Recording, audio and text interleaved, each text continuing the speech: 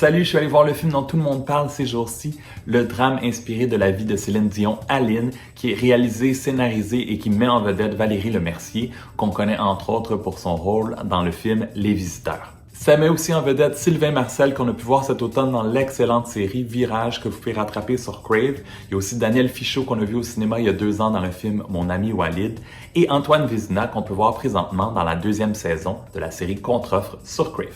Aline est la 14e enfant d'une famille modeste qui a toujours eu un don pour le chant et un jour, elle enregistre une chanson originale qui a beaucoup plu au producteur de musique Guy Claude.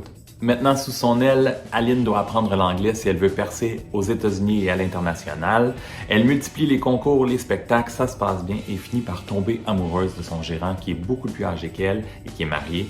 Une union qui risque de faire jaser surtout auprès de sa mère. Faut que tu guérisses. Je suis pas malade, maman. Je tombe en amour. Puis je suis sûre que lui, c'est pareil. Vous avez pas compris que pour ma petite princesse, c'est un prince qu'il lui faut? Pas un vieux pruneau bronzé qui a 3 fois son poids, 2 fois et demi son âge et qui est 2 fois divorcé. Comme beaucoup de gens, après avoir vu la bande-annonce pour Aline, j'étais perplexe, sans mots. Et je n'ai pas détesté Aline, mais je n'ai pas adoré non plus. Disons que mes sourcils ont beaucoup réagi avec quelques « Hein? Qu'est-ce que c'est ça? » durant le film.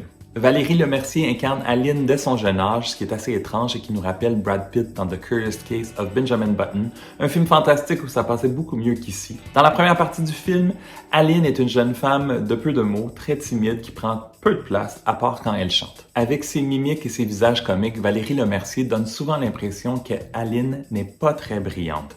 Par contre, la manière de présenter la famille n'est pas insultante selon moi, contrairement à ce qu'on a entendu de Claudette et Michel Dion à la semaine des 4 juillet qui avait fait beaucoup réagir. Mais c'est certain qu'on s'attend un peu à ça de la famille, surtout pour un film qui n'est pas un vrai biopic. Les prénoms dans le film sont tout à fait farfelus, ils nous font sourire. Guy Claude, Jean Bobin. Il y a un petit clin d'œil au prénom de Céline dans le film, il faut porter attention, puis un clin d'œil aussi au nom de famille Dion. Les personnages québécois autour d'Aline sont vraiment très bons et très crédibles. Gros coup de cœur pour Daniel Fichot, mais j'ai aussi beaucoup aimé Sylvain Marcel et Antoine Vézina. Par contre, une chose qui est pas claire dans le film, c'est le ton. Souvent, j'avais l'impression que Valérie Lemercier ne jouait pas dans le même film, mais plus dans une caricature, une parodie. J'avais même l'impression de regarder par moments des sketchs du Bye Bye, la scène du Vatican, la scène d'Aérobie, la scène où elle se perd dans sa propre maison. Par contre, les costumes et les looks sont plutôt réussis. Puis parlons de l'accent. L'accent de Valérie Lemercier, on le sait, est terrible. Son accent québécois n'est vraiment pas crédible, me faisait décrocher constamment. Même chose pour l'accent de René Charles, qui a peu de dialogue, mais qui devrait avoir un accent plutôt anglophone et non français de France. Puis ici, c'est vraiment très, très évident. Le dialogue est bizarre par moments. Guy Claude qui dit « Tu vas monter les steps one by one ». Mais qui dit ça dans la vraie vie? Tu vas monter les steps one by one. Il y a des choix de chansons intéressantes sur la bande sonore, comme du Robert Charlebois, du Rufus Wainwright. Mais les choix de chansons pour Aline sont particuliers par moment. Ziggy en version anglaise, c'est un peu bizarre. Une autre chanson en espagnol. En tout cas, la voix chantée d'Aline, Victoria Sio, chante très très bien et a certaines intonations à la Céline. Pour moi, une autre chose qui fonctionnait moins bien, c'est les performances sur scène. Ça semblait très low budget, un peu cheap. Là. Ça ressemble pas du tout à ce qu'un spectacle pourrait ressembler aux Oscars ou à Las Vegas. Et par contre, Valérie Lemercier a très bien livré l'anecdote rocambolesque d'Aline durant la scène de talk show. L'histoire d'amour entre Aline et Guy Claude est belle et assez bien racontée.